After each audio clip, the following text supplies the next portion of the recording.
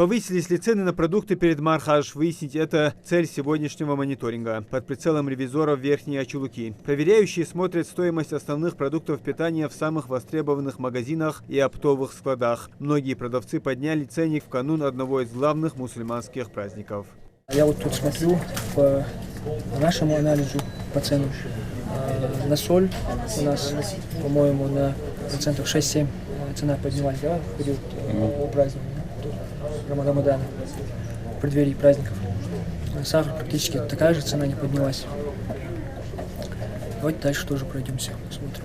Хозяин этого склада заверил, что наценка у них лишь 1-2%, а существенный рост на курицу и говядину, не зависящий от них фактор, подняли цену при закупке. Отсюда и ценник 520 взамен 400, который был недавно. Поднимается, снижается, каждый день меняется цены.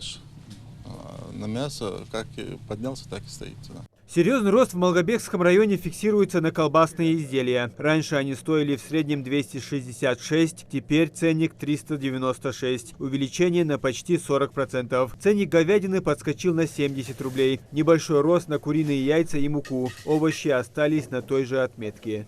По отдельным некоторым продуктам есть незначительные надбавки цены, но в целом по Малгобекскому району ситуация по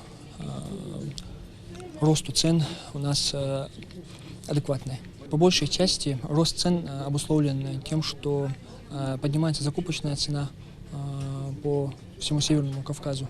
Попутно осмотр магазинов проводят и сотрудники управления Роспотребнадзора. Проходясь по рядам, они проверяют наличие ценников на товарах, что является обязательным, срок годности продуктов и условия их хранения. Например, мясную продукцию нельзя хранить рядом с молочкой, а проходы между рядами должны быть свободны от товаров. По срокам годности продуктов питания с истекшим сроком годности не обнаружено. Имеются ценники, да, есть случаи, где отсутствуют ценники, на что было указано и предпринимателю о незамедлительном устранении правонарушения. Они должны быть на всех товарах, а также та цена, которая указана на товаре, она должна соответствовать той цене, которая пробивается уже на кассе.